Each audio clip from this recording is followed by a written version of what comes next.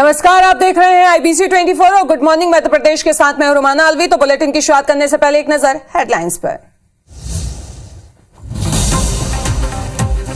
मध्य प्रदेश विधानसभा के शीतकालीन सत्र का आज तीसरा दिन। आज विपक्ष के अविश्वास प्रस्ताव पर होगी चर्चा। कांग्रेस नेता राजा पटेरिया की जमानत याचिका पर आज होगी सुनवाई। पीएम पर आपत्तिजनक बयान देकर फंसे हैं पटेरिया। मध्य प्रदेश में संविदा स्वास्थ्य कर्मियों की हड़ताल 7 दिन से जारी। इधर इंदौर में व्यापारियों ने बाजार बंद का किया ऐलान। श्री समेध शिखर को तीर्थ क्षेत्र घोषित करने का विरोध। दमोह में खेलते समय कुएं में गिरा बच्चा, स्थानीय ने बचाई जान। घटना का सीसीटीवी फुटेज आया सामने। बड़वानी के सेनबाग सिविल अस्पताल में लापरवाह डॉक्टर, जिंदा नवजात को बताया मृत। बच्चे के रोने के बाद खुली पोल। दतिया में टीचर की गला रेत कर बेरहमी से हत्या। किराए पर रह रही थी महिला फरार। कत्ल की गुत्थी सुलझाने में जुटी पुलिस।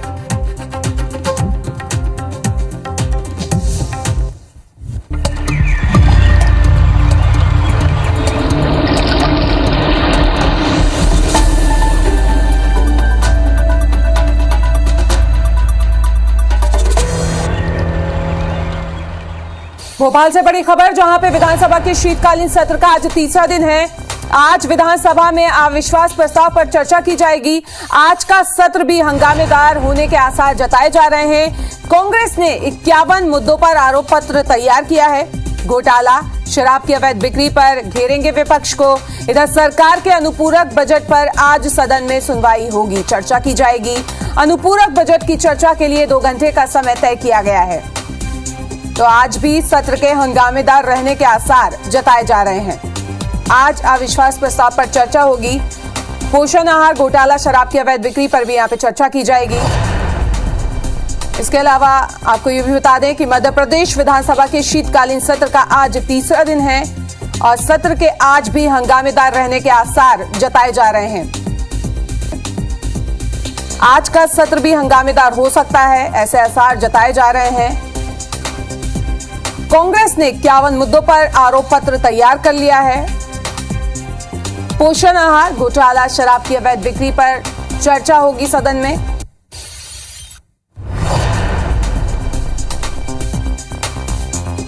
आज अविश्वास प्रस्ताव पर चर्चा होगी। तो आज विधानसभा सत्र हंगामेदार होने के आसार हैं। पक्ष और विपक्ष दोनों ने ही तैयारी कर ली है।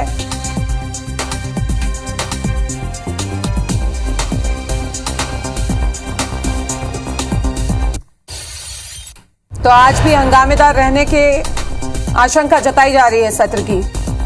पहले दिन स्थगित हो गई थी, कल भी सत्र चला और आज तीसरा दिन।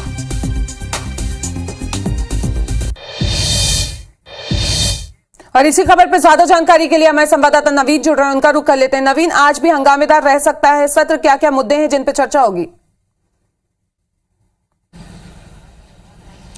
देखिए, बिल्कुल मध्य प्रदेश विधानसभा के शीतकालीन सत्र का आज तीसरा दिन है। बहुत महत्वपूर्ण दिन है कांग्रेस के लिए, आज बड़ा दिन है। 18 सालों में दूसरी बार बीजेपी सरकार के खिलाफ कांग्रेस अविश्वास प्रस्ताव लाने जा रही है। इसके पहले भी एक बार कोशिश हो चुकी है जब नेता प्रतिपक्ष अजय सिंह थे, लेकिन वो ड्रॉप हो गया था, किसी कारण बगावत हो गई थी। और उसके बाद अब एक बार कांग्रेस ने ताकत के साथ अविश्वास प्रस्ताव पेश किया है। 104 पन्नों का आरोप पत्र है, 51 बिंदु हैं, बीजेपी सरकार के मंत्रियों के घपले घोटालों का जिक्र है। कांग्रेस की कोशिश है कि इसी बहाने माहौल बनाया जाए, सत्ता विरोधी लहर तैयार की जाए और कांग्रेस पूरी तैयारी के साथ आज उतरने वाली है। हालांकि बड़ा असमंजस की स्थिति थी कि कांग्रेस का विश्वास प्रस्ताव जो है उसको विधानसभा अध्यक्ष गिरीश गौतम उसको एक्सेप्ट करेंगे या नहीं, लेकिन कल बड़े चौंकाने वाली स्थिति में उन्होंने उसको एक्सेप्ट किया और तारीख भी तय कर दी कि 21 तारीख का दिन बहुत महत्वपूर्ण होगा और 21 तारीख को ही यानी आज कांग्रेस के अविश्वास प्रस्ताव पर चर्चा होगी। कांग्रेस ने 51 बिंदु तय किए हैं, जिसमें टेक होम राशन का 110 करोड़ का घोटाला है, जहरीली शराब के तमाम जो प्रकरण हैं, मध्य प्रदेश में जितनी मौतें हुई हैं, बेरोजगारी एक बड़ा इशू है, सरकारी जो पद हैं, जो शासकीय पद हैं वो जो खाली पड़े हैं और उनमें भर्तियां नहीं होने को लेकर ये भी एक बड़ा एजेंडा है। किसानों की खाद बीज की समस्या है।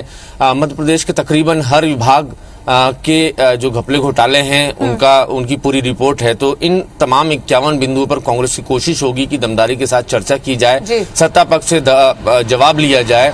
और कमलनाथ ने भी निर्देश दिए हुए हैं कि सभी जो कांग्रेस के विधायक है सबको जिम्मेदारी दी गई है कि मैन टू मैन मार्किंग करें विधानसभा के भीतर। जैसे ही किसी व्यक्ति किसी स्पेसिफिक मंत्री के विभाग को लेकर जब चर्चा हो रही होगी तो सभी आक्रामक शैली में नजर आए।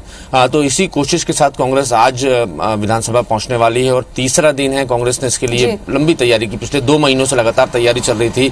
इसकी पहले वाले सत्र में भी कांग्रेस की कोशिश थी अविश्वास प्रस्ताव लाने की, लेकिन तैयारियां नहीं होने की वजह से बैकफुट पर आना पड़ा। लेकिन इस विधानसभा के शीतकालीन सत्र में कांग्रेस पूरी तैयारी के साथ अविश्वास प्रस्ताव लेकर आ रही है। बिल्कुल, तो लेकर आ गई और आज चर्चा की जाएगी। काफी अहम दिन रहने वाला है आज का। इस तमाम जानकारी के लिए आपका बहुत बहुत शुक्रिया। खबर इंदौर से, जहां पे समेत शिखर पर विवाद हो गया है। समेत शिखर को पर्यटन स्थल घोषित करने का विरोध किया जा रहा है और इसी को लेकर व्यापारी आज बाजार बंद रखने वाले हैं। क्लॉथ मार्केट मर्चेंट एसोसिएशन ने यह फैसला लिया है। कमलनाथ ने भी फैसले पर आपत्ति जताई है। कमलनाथ ने पीएम मोदी को पत्र लिखा है, जैन समाज की नाराजगी को वजह बताया है।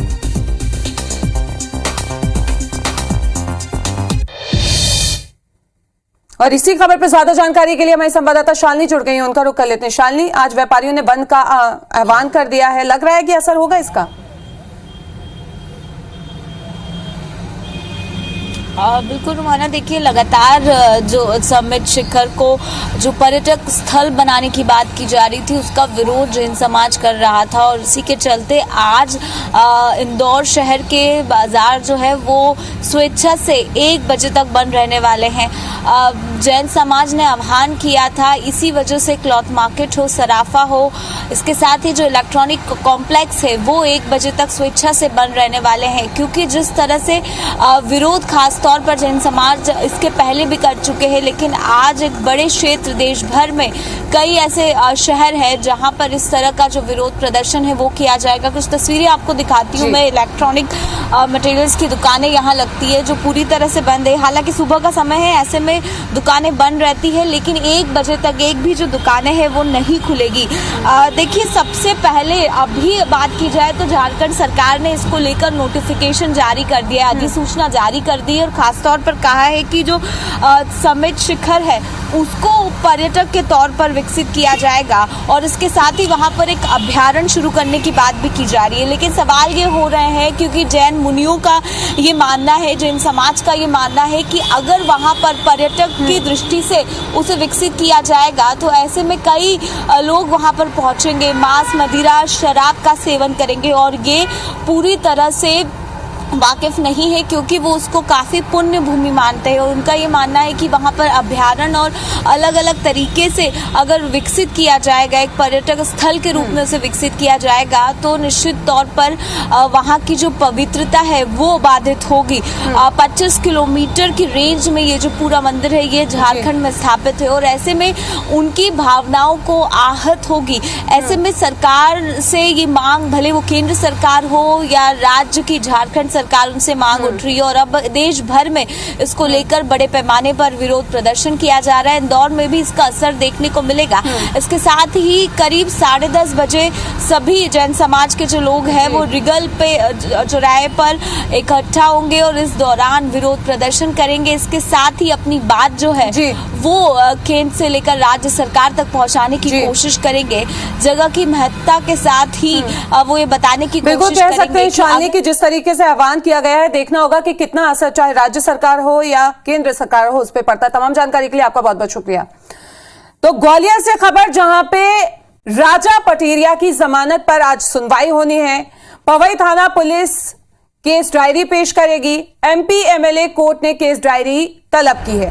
पीएम मोदी पर राजा पटेरिया ने विवादित टिप्पणी की थी। 14 तारीख को न्यायिक हिरासत में है पटेरिया। और ज्यादा जानकारी के लिए हमारे संवाददाता नासिर जुड़ गए हैं। नासिर, आज जमानत याचिका पर सुनवाई होनी है। देखिए, कल जो जिला कोर्ट की स्पेशल कोर्ट है एमपी एमएलए कोर्ट, उसने केस डायरी है वो तलब की थी और आज संभवतः फर्स्ट अवर्स में ही जो केस डायरी है पाबल थाना पुलिस वो पेश करेगी, क्योंकि जो परिवार के लोग हैं राजा पटलिया के, उन्होंने आज कल एक आवेदन लगाया था और उसी पर केस डायरी तलब की थी। लेकिन जो विवेचक थे उन्होंने बाहर का हवाला दिया था कि वो बाहर है, शहर में नहीं है, तो इसके कारण केस डिले हो गया था और आज केस डायरी तलब की है। तो आज उनकी जमानत पर फैसला होगा कि उनको जमानत दी जाए कि दी जाए। और जैसा कि ये जो पूरा जो मामला है, क्योंकि पूर्व प्रधानमंत्री पीएम नरेंद्र मोदी को लेकर उन्होंने आपत्तिजनक टिप्पणी की थी और उसी को लेकर 12 दिसंबर को उनके खिलाफ मामला दर्ज हुआ था और तब से ही वो एक दिन बाद उनको गिरफ्तार कर लिया गया था और उसके बाद से वो 14 दिनों की न्यायिक हिरासत में है। तो अब उन्होंने जमानत के लिए बेल एप्लीकेशन है वो दायर की थी, तो सेशन कोर्ट से तो खारिज हो गई थी, लेकिन अब एमपी एमएलए कोर्ट में आ गई है, तो आज डिसाइड होगा कि उनको जमानत दी जाए या नहीं दी जाए। बिल्कुल, तो देखना होगा यहाँ पे कि क्या फैसला आता है। इस तमाम जानकारी के लिए आपका बहुत बहुत शुक्रिया नासिर। भोपाल से इस वक्त की बड़ी खबर, जहां विधानसभा चुनाव की तैयारियों में बीजेपी जुट गई है। बीजेपी मंत्री, विधायक और सांसद जनता दरबार में दस्तक देंगे। बीजेपी नेता यात्राओं के जरिए जनता की नब्ज टटोलने की कोशिश भी करेंगे। 1 से लेकर 15 फरवरी तक पूरे प्रदेश में बीजेपी विकास यात्रा निकालेगी। मंत्री अपने अपने विकास कार्यों का लोकार्पण भी करेंगे। इसके साथ ही बीजेपी कार्यकर्ता विकास यात्रा के दौरान केंद्र को जानकारी भी देंगे और राज्य सरकार की योजनाओं की जानकारी यहां पे इनके द्वारा दी जाएगी। तो मिशन 2023 पर बीजेपी का फोकस शुरू हो चुका है। राज्य सरकार की योजनाओं की जानकारी देंगे, विकास यात्रा निकालेंगे।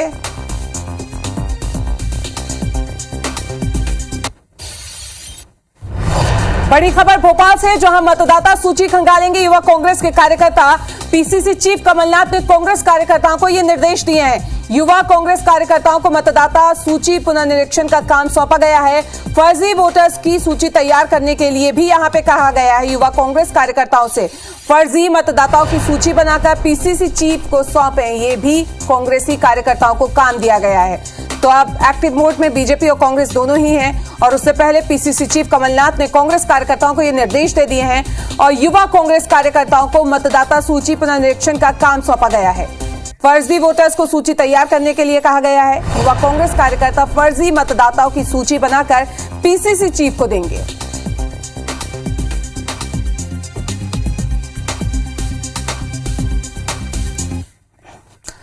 दमोह से बड़ी खबर आपको बता दें, जहां खेलते खेलते कुएं में बच्चा गिर गया।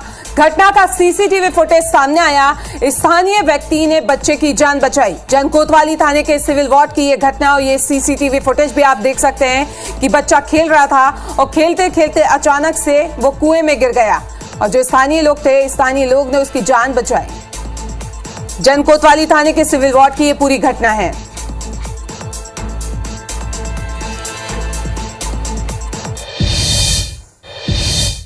शहडोल में कस्तूरबा गांधी बालिका छात्रावास में हैरान करने वाली वारदात सामने आई है। बिन बेहाई छात्रा ने लोकलाज के डर से नवजात बच्चे की पटक पटक कर हत्या कर दी। दरअसल छात्रा ने पिछले 20 नवंबर को बच्चे को जन्म दिया था। नवजात को एक दिन हॉस्टल में रखने के बाद उसने समाज के डर से हॉस्टल के वॉशरूम में मासूम को पटक पटक कर मौत के घाट उतार दिया। इसके बाद लाश को हॉस्टल के पीछे फेंक दिया। शव मिलने पर पुलिस ने जांच शुरू की तो कड़ियां जुड़ती गईं, जिसके बाद छात्रा की गिरफ्तारी हुई। पुलिस ने छात्रा को गर्भवती करने वाले के खिलाफ भी अलग से केस दर्ज किया है। वहीं पूरे मामले में हॉस्टल प्रबंधन पर भी अब सवाल उठ रहे हैं। क्या 9 महीने तक हॉस्टल प्रबंधन छात्रा के गर्भवती होने से अनजान रहा? क्या ये संभव है कि बच्चे को जन्म हो गया हो और प्रबंधन को पता न चला हो? पहले कंप्लेन किए और हमारे बच्चे को ले गए, लेके गए, हमको बोले कि हम दोबारा छोड़ देंगे। हमको धोखा करके ले गए।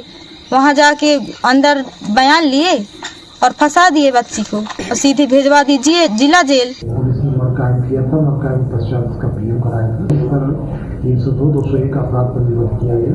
एक लड़की का उस शंका में नाम आया था, जिस पर उसने अपराध स्वीकार किया है और उसे गिरफ्तार कर न्यायालय पेश कर दिया गया है।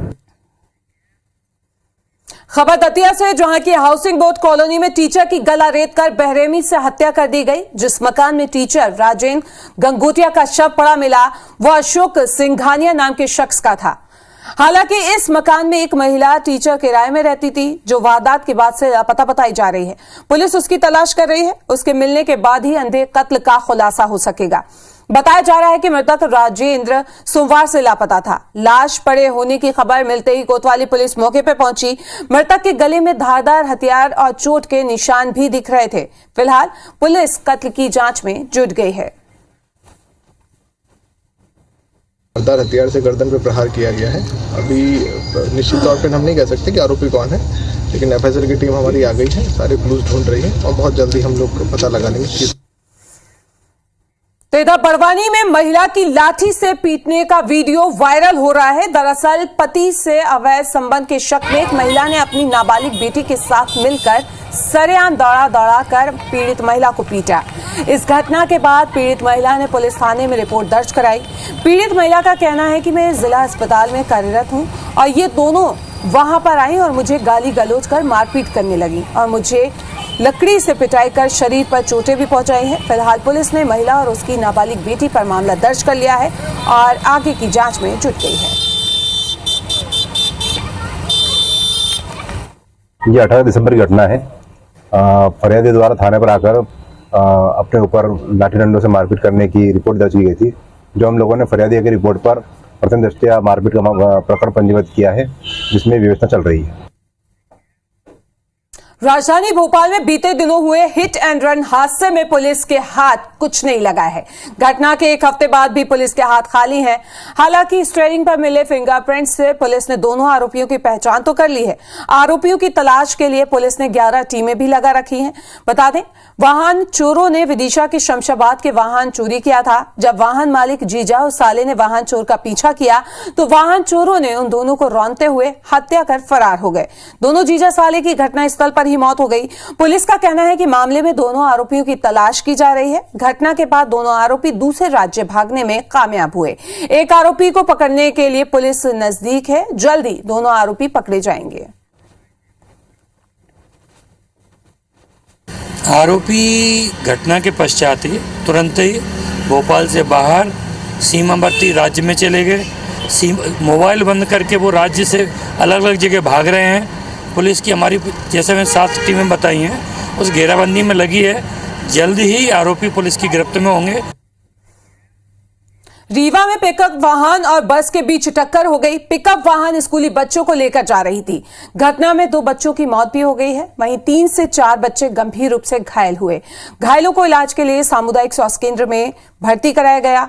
कोहरे की वजह से पनवार थाना क्षेत्र में यह घटना घटी। दरअसल मंगलवार की सुबह पटियारी गांव में स्कूली बच्चों से खचाखच भारी एक पिकअप वाहन की सामने से आ रही बस से जोरदार टक्कर हो गई। वाहन में 30 से ज्यादा बच्चे मौजूद थे। सूचना मिलते ही कलेक्टर, एसपी समेत आईजी और संभागीय कमिश्नर भी मौके पर पहुंचे। आईजी और कलेक्टर ने घटना की जांच करवाकर कार्रवाई करने की बात कही है।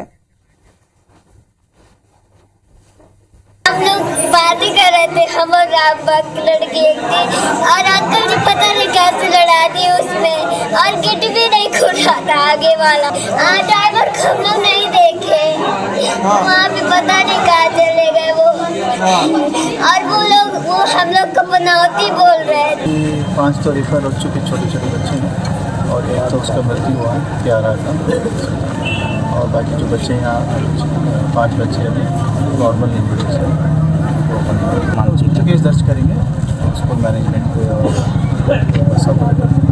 एक बच्चे की मौत हुई है और बाकी जो घायल बच्चे हैं उनको जवा अस्पताल में इलाज किया जा रहा है। 5 बच्चों को रेफर किया। स्कूल के संचालक की जो जानकारी मिली है कि परिवहन की व्यवस्था भी वही देख रहे थे, तो इसमें जो गलतियां हैं तो स्कूल के ऊपर भी और उसमें जो भी इन्वॉल्व होगा उन सभी के ऊपर कार्रवाई की जाएगी। खबर इंदौर से, जहां लगातार लव जिहाद के मामले सामने आ रहे हैं। ऐसे ही एक और मामला तुकागंज थाने क्षेत्र में मंगलवार को को सामने आया, जहां मोइन खान नाम के युवक ने नाम बदलकर हिंदू लड़की को अपने प्रेम जाल में फंसाया और अश्लील हरकत कर रहा था, जिसकी सूचना पर हिंदू संगठनों ने तत्काल मौके पर पहुंचकर युवक को पकड़ लिया और पुलिस को सौंप दिया। वहीं हिंदू लड़की के परिजनों को भी पूरे मामले की जानकारी दे दी गई है। इधर पुलिस का कहना है कि जांच कर केस दर्ज किया जा रहा है।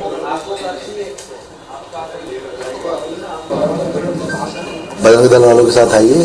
ये टीआई मॉल में मूवी देखने गई थी दूसरे समाज के युवक के साथ। उसका नाम उन्होंने पहले पूछा तो उसने अपना नाम पहले मोहित बताया। बाद में जब पूछताछ की उसका नाम मोइन निकल के आया है, माणिक बाग का रहने वाला है। अभी वही पूछताछ कर रहे हैं, शायद इसके पास में रहता, संभव था दोनों का पता आसपास का ही। बुरहानपुर के एक बुजुर्ग अपने आप को जिंदा साबित करने की जद्दोजहद में लगे हुए हैं, क्योंकि बुजुर्ग को पंचायत ने मृत घोषित कर दिया है, जिसकी वजह से बुजुर्ग को शासन की किसी भी योजना का लाभ नहीं मिल पा रहा है।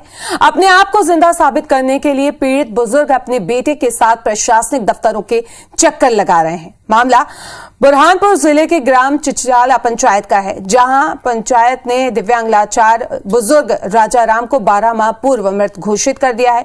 बुजुर्ग का बेटा प्रदीप अपने पिता को जिंदा साबित करने के लिए कभी पंचायत तो कभी जनपद दफ्तर के चक्कर काट रहा है।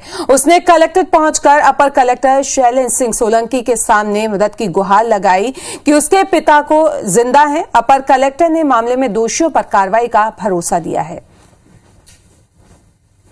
ये हमारे पिताजी की पेंशन रुकी हुई थी जनवरी माह से, तो अभी तक के आज 12 माह हो गए, बाकी पेंशन नहीं आई।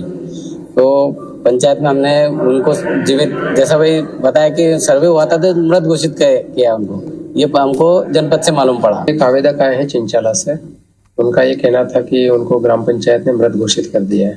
तत्संबंध में सीओ जनपद से जांच के लिए बताया गया और सामाजिक सुरक्षा अधिकारी को भी बताया गया है कि उनकी अगर सत्यता है ये वो जिंदा है तो उनको उनका पेंशन वगैरह फिर से चालू कर दिया जाए। यदि कोई शासकीय अधिकारी की इसकी नेग्लिजेंस होगी तो नियमानुसार उनके विरुद्ध कार्रवाई की जाएगी। देवास में कलेक्टर कार्यालय में सुनवाई के दौरान एक व्यक्ति ने जहर खा लिया, जिसके बाद उसे अस्पताल में भर्ती कराया गया। फिलहाल वो खतरे से बाहर है। दरअसल एक फैक्ट्री में काम करने के दौरान उसका पैर जल गया था। कंपनी ने उस पर दबाव बनाया कि पैसे लेकर ये कह देना कि पैर घर में जला है, लेकिन अब तक पीड़ित को 1 रुपए की मदद नहीं मिली है। जबकि कलेक्टर का कहना है कि पीड़ित को 1 लाख रुपए का मुआवजा मिल चुका है और जांच के बाद जो भी क्षतिपूर्ति का मुआवजा तय होगा वह दिया जाएगा।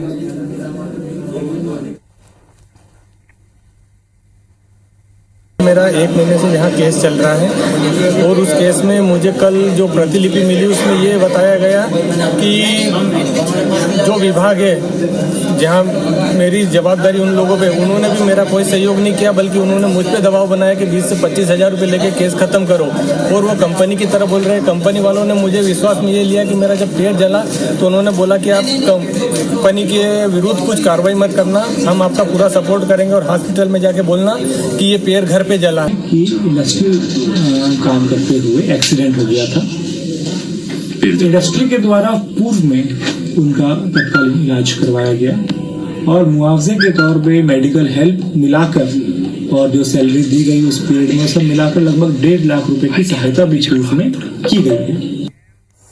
खंडवा में साल 2014 में कर्फ्यू के दौरान गश्त कर रहे पुलिसकर्मियों पर हुए हमला मामले में कोर्ट ने मंगलवार को फैसला सुनाया। 8 साल पूरे मामले में कोर्ट ने 40 आरोपियों को 7-7 साल की सजा सुनाई और 2 आरोपियों को बरी कर दिया। बता दें कि 2014 में एक फेसबुक पोस्ट के बाद दलित युवक की हत्या हुई थी और हालात तनावपूर्ण होने की वजह से शहर में कर्फ्यू लगा दिया गया था। कर्फ्यू में गश्त के दौरान थाना प्रभारी समेत दर्जनों पुलिस के जवानों पर पथराव और जानलेवा हमले की कोशिश भी यहां की गई, जिसमें से पुलिस ने कई लोगों को आरोपी इसमें बनाया था। खंडवा शहर में एक सुशील पुण्य के हत्याकांड के बाद में कुछ कर्फ्यू आदि लगाया गया था।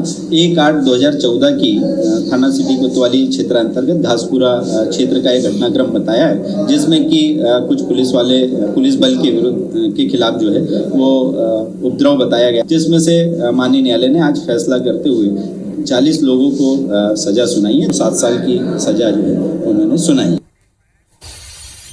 बड़ी खबर रीवा से आपको बता दें, जहां पे जो 2 बड़े हादसे हुए हैं। NH 30 पे 3 ट्रकों में भिड़ंत हो गई।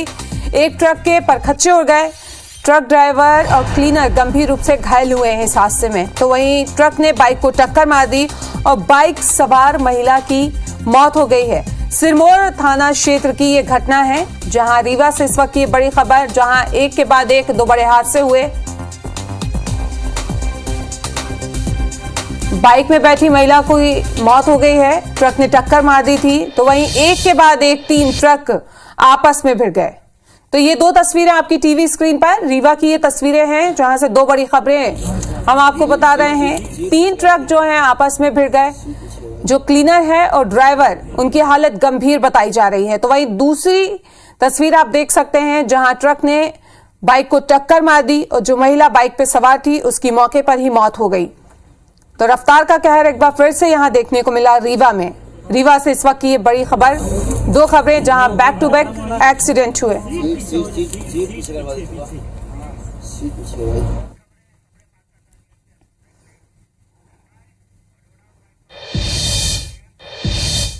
और फिलहाल यहां रुकेंगे एक छोटे से ब्रेक के लिए, लेकिन ब्रेक के बाद आपको दिखाएंगे मध्य प्रदेश और छत्तीसगढ़ की खबरें फास्ट अंदाज में।